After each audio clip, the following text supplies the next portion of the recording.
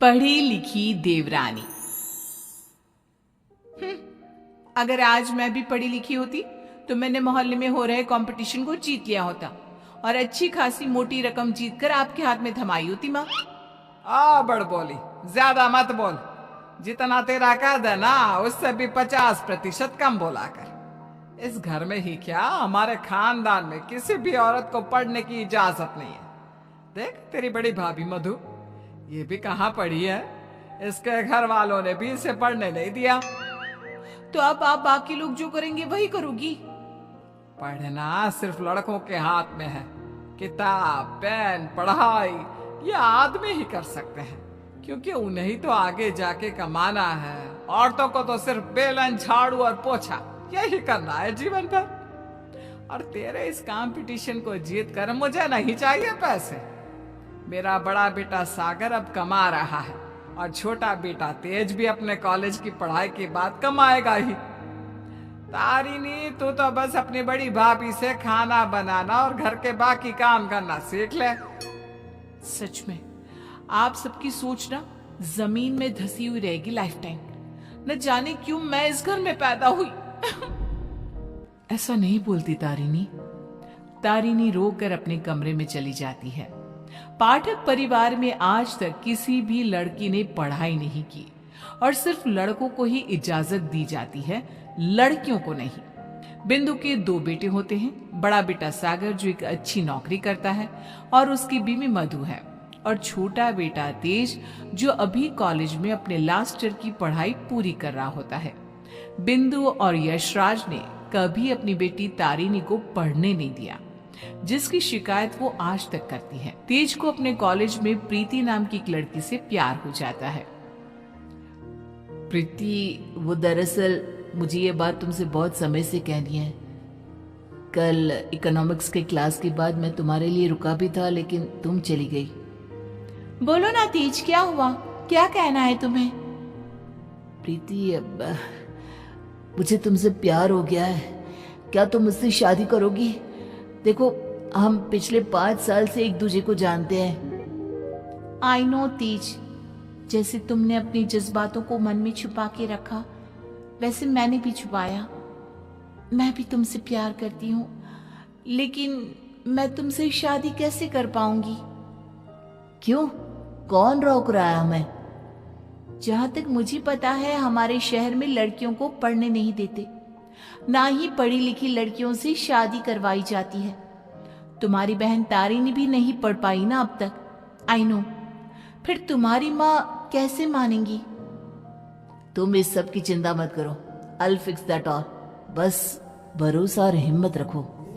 तेज घर जाकर अपने माता पिता बिंदु और यशराज से बात करता है इस बारे में, और प्रीति के बारे में जानकर बिंदु और यशराज कहते हैं, तू बोरा गया है क्या लल्ला?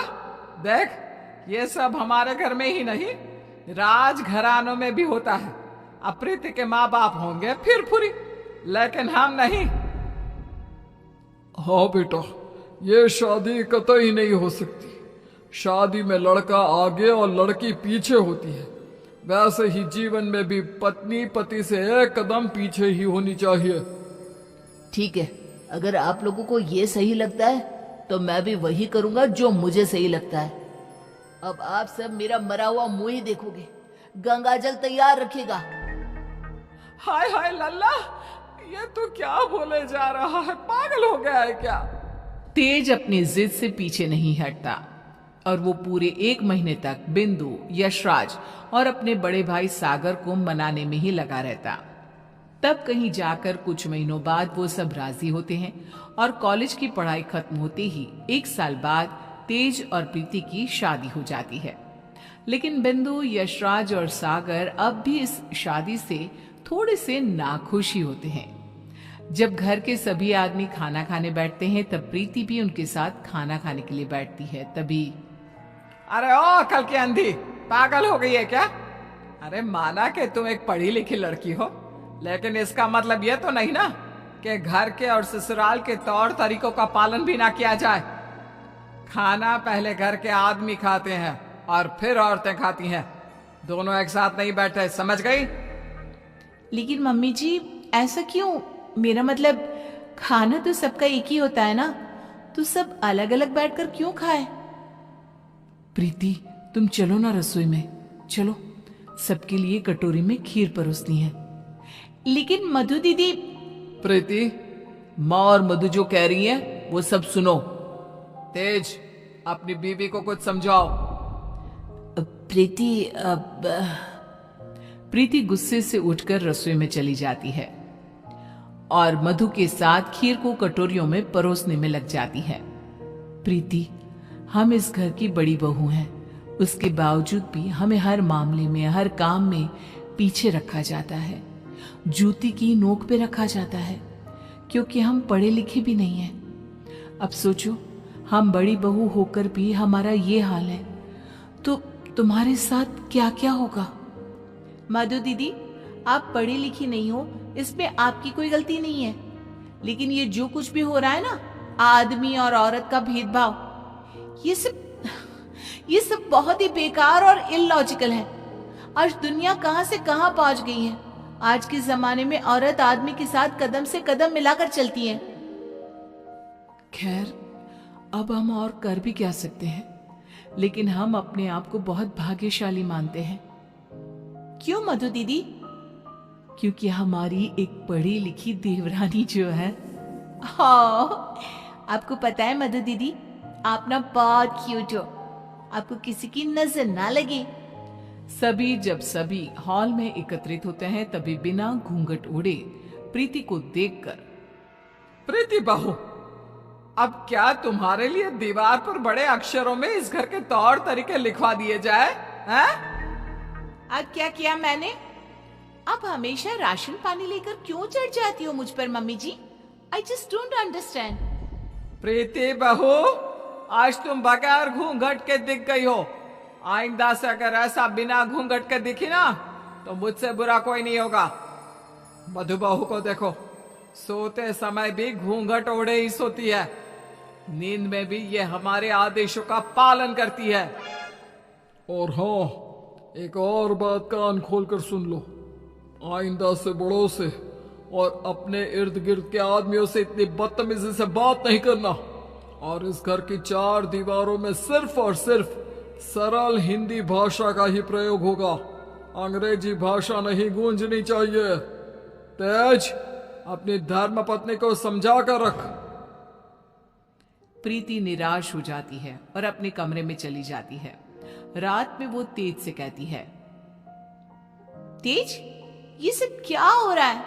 तुम्हारे घर वाले इतने पागल कैसे हो सकते हैं? अगर मुझे ये अंदर की बातें पता होती ना, तो मैं कभी तुमसे शादी नहीं करती। I married you just because तुमने कहा कि तुम्हारे घर वालों को मुझसे कोई ऑब्जेक्शन नहीं है। हाँ, तो वही हुआ ना, वो कुछ बोले क्या तुम्हारी पढ़ाई लिखाई पर? अब बाकी कुछ रूल्स रेगुलेशंस है घर की लड़कियों और बहुओं के लिए, अब उन्हें तो फॉलो करना ही होगा ना। आई नो वो थोड़े बहुत गलत है, लेकिन अब हम और कर भी क्या सकते हैं। एक दिन जब यशराज दूध वाले का हिसाब कर रहा होता है, तभी ये 3 हफ्ते जुलाई महीने के और 2 हफ्ते अगस्त के, तो कुल मिलाकर पूरे हुए। अरे बिंदु, जरा हमारे ड्रॉअर में से कैलकुलेटर तो लेकर आना। जी अभी लाती हूँ।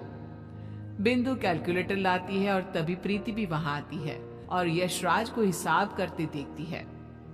ओफो, ये कैलकुलेटर चल क्यों नहीं रहा? अब मैं हिसाब कैसे करूंगा? 5 हफ्तों का हिसाब मिलाया जाए तो बनते हैं 680 रुपए, क्योंकि हमने 3 रविवार और 4 मंगलवार को दूध नहीं लिया था रघु भैया से, तो उस हिसाब से यही हिसाब बनता है। मैंने अपने माइंड में ही 1 मिनट में कैलकुलेट कर दिया है। प्रीति बहू, तुझे 1000 बार कहा है ना, रसोई में ही रहा कर। अरे आदमियों के काम में क्यों हर बार अपनी टांग अड़ाने आ जाती है? आइंदा से ये हिसाब किताब वाले काम में तू बिल्कुल भी ध्यान नहीं देगी। चल दफा हो यहां से अब। न जाने कौन सी घड़ी थी वो जब तेज को इससे प्यार हुआ। बेवकूफ है हमारा बेटा। इस तरह फिर से प्रीति को चुप कराकर रसोई में भेज दिया जाता है। कुछ दिनों बाद प्रीति जब बाजार से घर लौटती है, तब वो घर पर सबको मधु पर चिल्लाते हुए देखती है और मधु बेचारी फूट फूट कर रोई जा रही थी। सब तुम्हारी गलती है, तुम्हारी वजह से ही मैं बाप नहीं बन सकता कभी। पता नहीं क्यों आई तुम मेरी जिंदगी में, पनौती हो तुम, पनौती। लेकिन सागर जी, डॉक्टर साहब ने कहा है कि आपके अंदर कुछ मेडिकल इश्यूज है, जिसकी वजह से आप कभी बाप नहीं बन पाएंगे। अब इसमें हमारी क्या गलती है? ओए मधु, ज्यादा ऊंची आवाज से बात मत कर। वही तो। प्रीति से अपना गुस्सा कंट्रोल नहीं किया जाता और वो तुरंत अंदर आकर चिल्लाती है, बस आप सबको ये क्या हो गया है? जब डॉक्टर ने कहा है कि कमी सागर भैया में है, तो मधु दीदी को क्यों सुनाना? वो क्यों सहे? सारे ताने, सारी डांट, सारी गलती मधु दीदी की कैसे हो गई? ए मास्टरनी, तो चुप ही रहा कर। वो कहते हैं ना, एक गंदी मछली पूरे तालाब को और बाकी मछलियों को खराब कर देती है। तू ना वैसी ही है। तेरी वजह से ही ये मधु बहू भी उल्टा बोलना सीख गई है। नहीं माँ, ये सरासर गलत है। गलती सागर भाई की है। नहीं, मधु में ही कोई दोष है। हमारे बेटे सागर में कोई दोष हो ही नहीं सकता। यह मनहूस मधु कुंडली मारकर बैठ गई है हमारे सागर के जीवन में। मधु दीदी, ये आपके हाथ पांव पर निशान कैसे? बोलिए। सागर जी ने हमें बहुत मारा प्रीति, हमें बचाओ इन सब से, ये सब बहुत बुरे हैं। मधु प्रीति के गले से लिपटकर रोए जा रही थी। सागर गुस्से में आकर मधु पर हाथ उठाने जा रहा था कि तभी प्रीति उसके पास जाकर उसका हाथ पकड़कर मोड़ देती है। मेरा हाथ! एक आदमी अगर गुस्से में शैतान बन जाए तो एक औरत क्रोध में काली का रूप धारण कर लेती है। समझ गए सागर भैया? और आप सब, अरे एक बार ध्यान से सोचिए, दिल से सोचिए ना।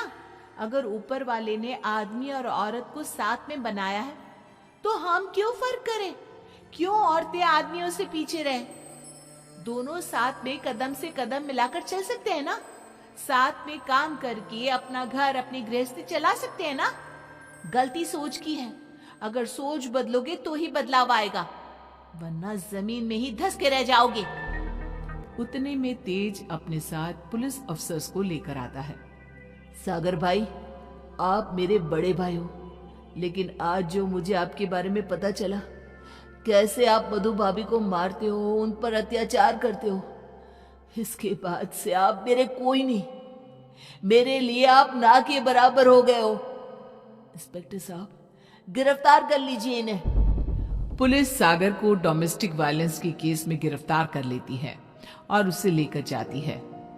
माँ, पापा, प्रीति और मैंने फैसला कर लिया है कि हम अब इस घर में और नहीं रहेंगे और अकेले किसी शहर में जाकर रहेंगे। मधु दीदी और तारिनी भी हमारे साथ चल सकती हैं। इस तरह तेज और प्रीति वहां से चले जाते हैं और मुंबई शहर आकर तारिनी और मधु दोनों भी पढ़ने जाती हैं और सभी अपना जीवन खुशी से बिताते हैं। वहीं बिंदु और यशराज, जिन्हें तेज हर महीने पैसे और खत भेजता है, वो दोनों अपने बच्चों की याद में रोते रहते हैं और उनकी खतों को ही पढ़ते रह जाते हैं।